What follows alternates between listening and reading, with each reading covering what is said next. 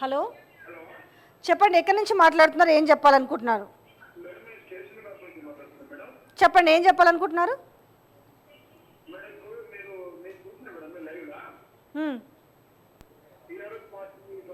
మాజీ ముఖ్యమంత్రి కేసీఆర్ గారు మేడం కొంచెం గట్టిగా మాట్లాడండి.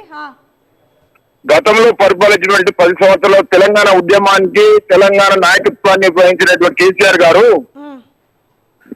తెలంగాణ తెచ్చి 10 సంవత్సరాలు మంచి పరిపాలన అందించిన తర్వాత ఈ రోజు మీరన్నట్టుగా ఇన్ని ఉద్యోగాలు ఇచ్చినట్టుగా 100 రోజుల పరిపాలన లోపల ఎన్ని ఉద్యోగాలు ఇచ్చిందనేది అసలు నోటిఫికేషన్ అనేది కూడా వాళ్ళకి తెలియదు ఇంతవరకు తెలంగాణ కాంగ్రెస్ పార్టీ ప్రభుత్వానికి.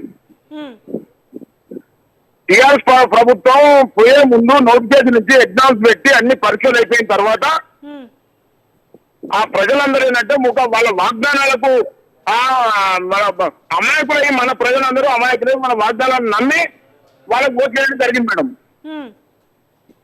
ఇప్పుడు ఇప్పుడు ఏమవుతుందంటే 4 నెలల పరిపాలన లోపల నీళ్లు కానీ, విద్యుత్ కానీ, కరెంటు బిల్లులు కానీ, రైతు బంధు కానీ, రైతు బీమా కానీ, రైతులకు పండించినటువంటి పంటలు వెండిపోవడం కానీ ప్రతి ఒక్క విషయంలో ఇప్పుడు మాత్రం కాంగ్రెస్ పార్టీని మొత్తం ప్రజలు ఈ వచ్చే పార్లమెంట్ ఎన్నికల లోపల ఎంత స్పీడ్ గా గెలిపించిందో అంత స్పీడ్ గా మొత్తం తొక్కే రకంగా ఉన్నారు ప్రజలు.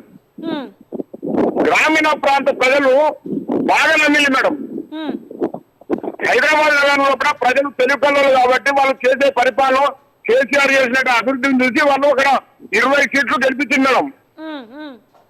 తెలంగాణ ప్రజలు గ్రామీణ ప్రాంతంలో కావాల్సిందే మేడం. పొద్దున్న లేవగానే 4 గంటలకు సరి కట్టుకొని పోయి భార్య భర్తలు పోయి ఆ పొలం తుల్లి నాకేసి అడ్డేసి పువ్వులను పెట్టుకొని ఆ ఎండనక వాననక ఆ నీడనక అడ్డేసుకొని బ్రహ్మాండమైనటువంటి వాళ్ళు వ్యవసాయం చేసుకున్న క్రమంలో కూడా సంతోషంగా వాళ్ళ కుటుంబము వాళ్ళ పిల్లలు అనేక రకమైనటువంటి కార్యక్రమాలు చేసుకొని పంట పండుతా అంటే వాళ్ళే కడుపుండా తిన్నట్టు ఉండే పరిస్థితి ఉండే తెలంగాణ ప్రభుత్వం లోపల.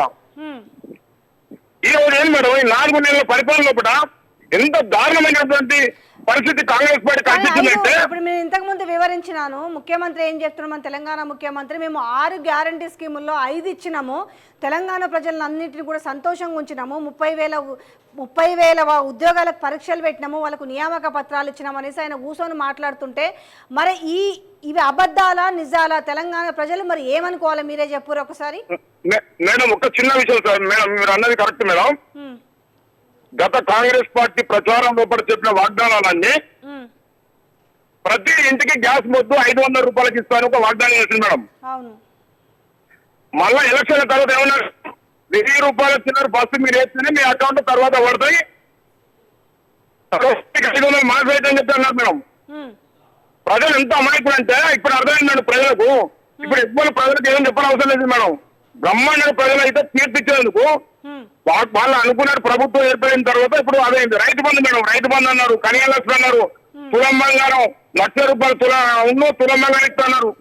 ఏది అమలు లేదు మేడం. ఓన్లీ గ్రాఫిక్స్ లో కూడా ఆ సోషల్ మీడియా వైరల్ చేసుకుంటూ అది చేసుకుంటా ఉన్నారు మేడం.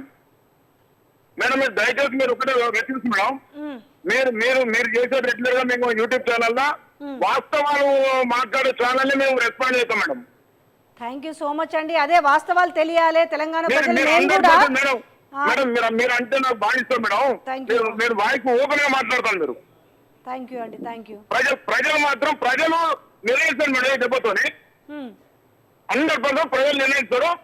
ఏదో రకంగా ప్రజలకు అర్థమైంది మేడం. 4 నెలల పరిపాలన పైన అర్థమైంది madam. Thank you so much అండి. మీ అభిప్రాయాన్ని మాతో షేర్ చేసుకున్నందుకు థ్యాంక్ యూ సో మచ్.